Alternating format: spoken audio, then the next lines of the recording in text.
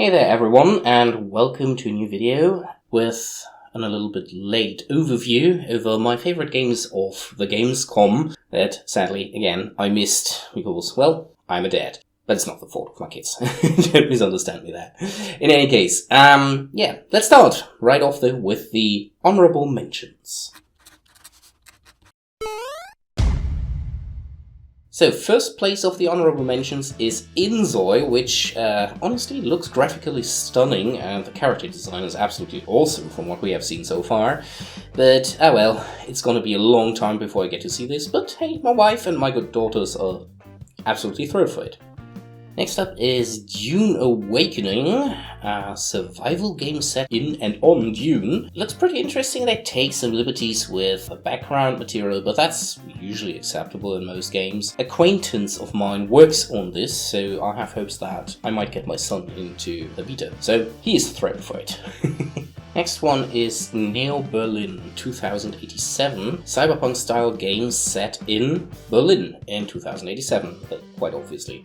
Just the setting is this, what's interesting me here. I haven't played Cyberpunk 2077 yet, but we'll definitely do that now with a new computer. So yeah, this looks like a very interesting setting, and I'm a fan of Shadowrun, so yeah, here we go. Alright, so much for the honorable mentions, time to get serious. The lowest on the list of games that I'm interested in is Frostpunk 2. Very close to release. The issue of Frostpunk is basically that I'm not very interested in the scenario. Nonetheless, the first game was pretty good, even if I didn't really play it much, just the setting again. But from what I've seen so far, it looks really well made. So yeah, definitely looking forward to this one. The whole mechanical thing with a city slowly growing now that you can get multiple of them, if I understood this correctly, makes it pretty promising. Looking forward to this one. Industry Giant 4.0 is, the next one on the list, and I'm not sure if I'm really into this kind of game or if it's just nostalgia because I played the old ones a bit. Nonetheless, it's kind of weird that I, as someone who likely suffers from ADHD, is into Excel 3D. But that's what Industry Giant 4.0 basically is. You build up a gigantic giant industrial network across various cities. So yeah, I'm kind of looking forward to this one because, it's just generally such builder games somehow interest me, even though I usually lose interest in them after a while because, it's again Excel 3D. But nonetheless, it looks beautiful for what it does, and I really hope they don't screw this one up because I hate originally German, because it doesn't get as German as this gets. But this is an original German game. It has to be German. The Germanness is off the scale. I want it. Empire of the Ants, coming up next, is a really interesting take on strategy. I'm not quite sure what to make of it, but it's just enticing to see the footage, I have to say. It's definitely an unconventional concept, with the environments from a whole different perspective. It sounds very interesting, the idea, and it actually is supposed to have a story based on the changing seasons, so that sounds really weird. With a solo campaign and multiplayer, so giant ant battles, haha. I was talking about Germanness in games with Industry Giant, and here comes the perfect example. Pioneers of Pagonia by Volker Wertig and his development studio. Well, that's basically The Settlers, but in how it was once upon a time. I've been playing this as a child, the classic Settlers game, and this is apparently pretty much what you wish for when you play the old game. So, huge amount of nostalgia in this. It officially mentions on the Steam page the Wusel factor. The Wusel factor is when there's lots of things going on the screen. That was something the Settler games were famous for at some point. So just for them mentioning the Wusel factor, I'm into it. I'm so into it, I want to play this. At least try it out a bit. It's supposed to get co-op, and it's already in early access, so I might get this actually pretty soon. I think the only proper shooter on my list is Delta Force. It was recently renamed, but still, I've been following this game for a while, and what I've seen in the alpha we have currently been able to play looks really good. I mean, this looks like, in multiplayer, everything we want from Battlefield and haven't gotten from EA in a decade, with destroyable surroundings and so on. The game modes for multiplayer all look very promising, but the most important part for me is they are including a remake of the classic Black Hawk Down campaign from the Black Hawk Down game. And man, that was an awesome campaign. That game has an absolutely awesome story.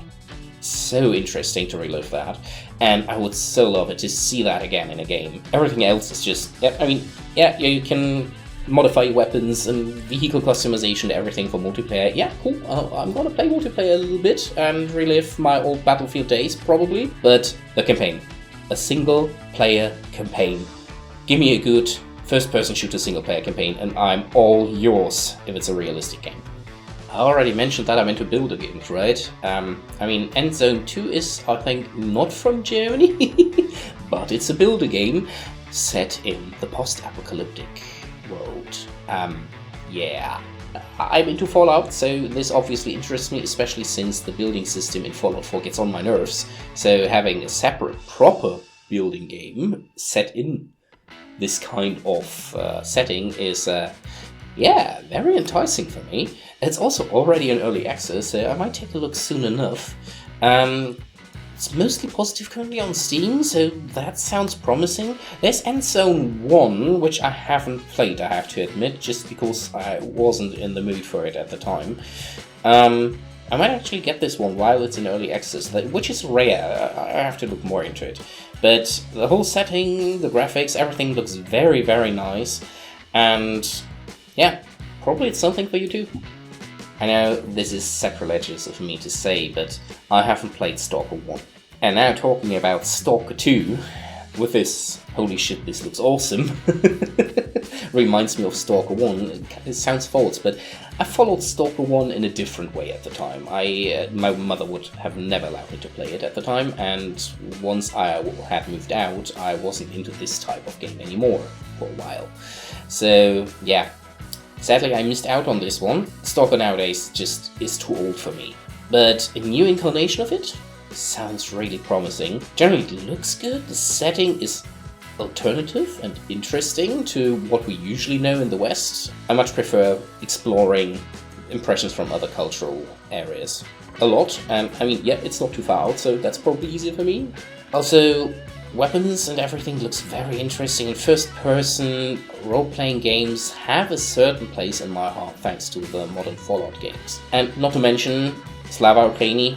This is a Ukrainian game, and these guys have supported their own forces in every way imaginable and suffered for it, so they absolutely deserve every support we can throw their way.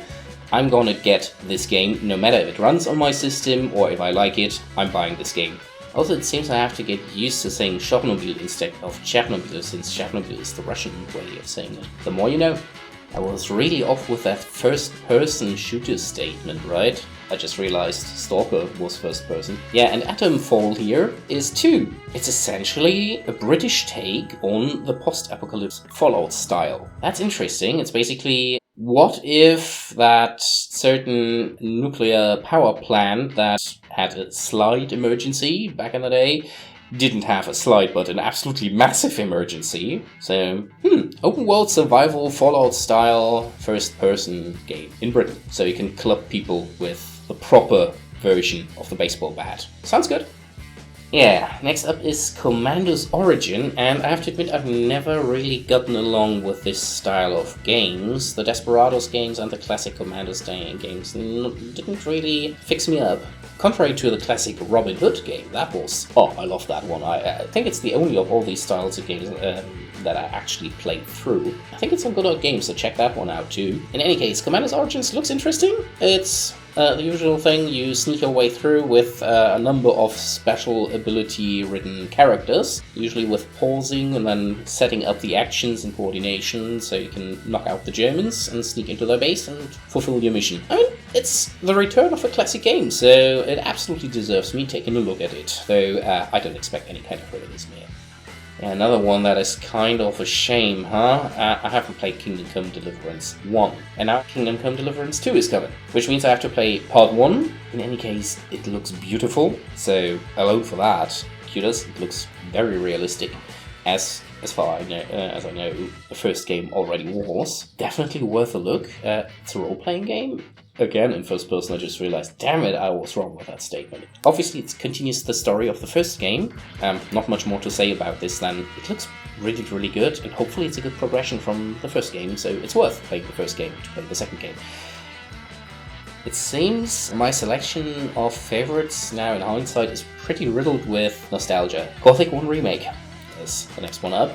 As the title suggests, it's a remake of Gothic 1, which I incredibly enjoyed despite it being so janky, and corny too. I have a lot of fun memories, despite me never actually finishing it. This one I will, probably. But yeah, I hope I get a lot of time down with this one, and oh my god, when I think In Extremo is actually confirmed for the game, which is one of my favorite bands. It was in Gothic 1, the first original game. They had literally a small concert in the game, and I actually have their CD somewhere around here where in the booklet it actually advertises the game because they're in it. So they had a corporation there. Ham Intermission is the song that they were playing there, and I'm really looking forward to seeing them again in the game.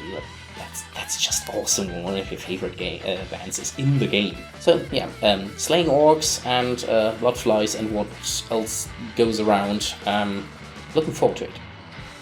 Yeah, this one is now releasing pretty soon, and well, a lot of you know that I'm a huge Warhammer 40,000 fan. I'm currently reading through the Horus Heresy finally, after I had to drop it for a while, because I want to read about the Solar War. But yeah, that's Warhammer 30k. The game here is about Warhammer 40k. It's the second part of the Space Marine series, which is nice because we didn't know if the series would ever come to a second part. High customization, wonderful, you can customize the armor, I love that. Bolters, slaying Tyranids. Okay, Tyranids are not my favorite enemy faction in Warhammer 40,000, but hey, I get to swing the chainsword again. Titus is back also as a Primaris on top of that, so, but he has been demoted?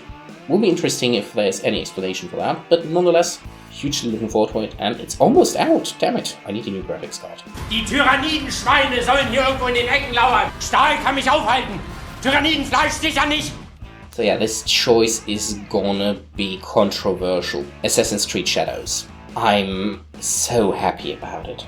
Assassins and no ninjas? Or shinobi? That felt wrong all the time. I mean, we got assassins that were literally fighting on the front lines in the French Revolution, the American Revolution, and being important pirates, and they were openly assassins. Didn't make much sense.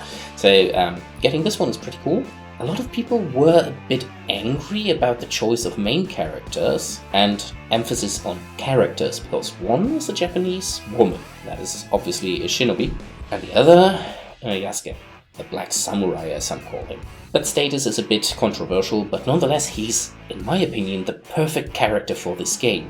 Because yeah, there is some unknown Japanese female ninja, not an issue. They likely existed. Yasuke is a kinda prominent figure that we know basically nothing about, and he's the perfect canvas for a very interesting story. So I'm very happy with that choice. It's, in my opinion, absolutely excellent, and what we have seen so far of the game, how it looks really, really good, save for some of the animation that looks a bit, I don't know, Yankee. But nonetheless, very much looking forward to it.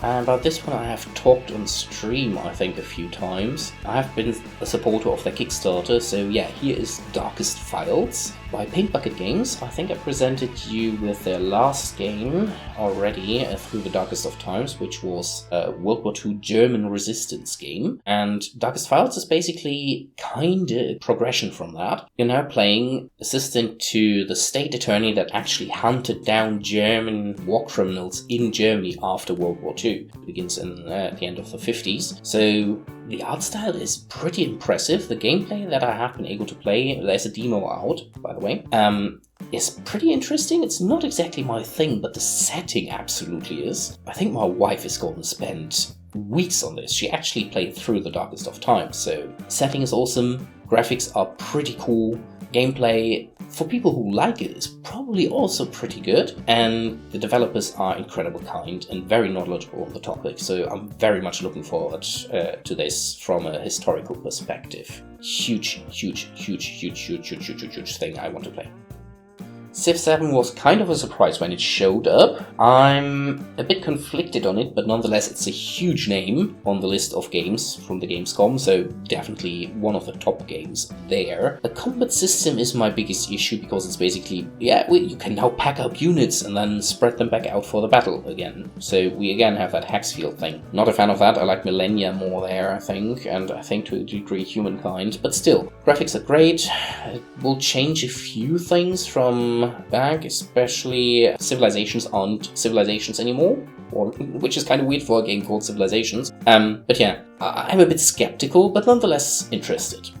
Last but not least, the last game here is Ara History Untold, which interestingly I find more interesting than Civilization 7, just because the whole alt history component combined with the very different map makeup makes it look very promising. I mean, at least it's something new in the Civilization genre, especially since they go heavy on the grand strategy part of it, which is something that, in my opinion, other games that are either Civilization or try to emphasize their connection to Civilization do not do well. So the grand strategy part usually falls a bit behind, and it's just an afterthought. And it's more about planning the right technologies ahead of time. So I like that the grand strategy is supposed to play a bit bigger role here. The looks is currently, I mean, the graphics are great, but the menus look a bit weird. And for a grand strategy game, good UI is important. So hold your horses, but nonetheless, I'm interested in it, and it's also close to release. So, well, I guess I'm gonna be playing this soon. In any case, I hope you guys enjoyed this video. I hope I can bring you some more soon. And, well, thank you to my supporters again over on Patreon, on Twitch, and also here on YouTube, of course. Everyone who keeps joining me on the Discord, having discussions and so on. Very grateful for you guys. And also for the Twitch chat, of course. I see you soon on the next video.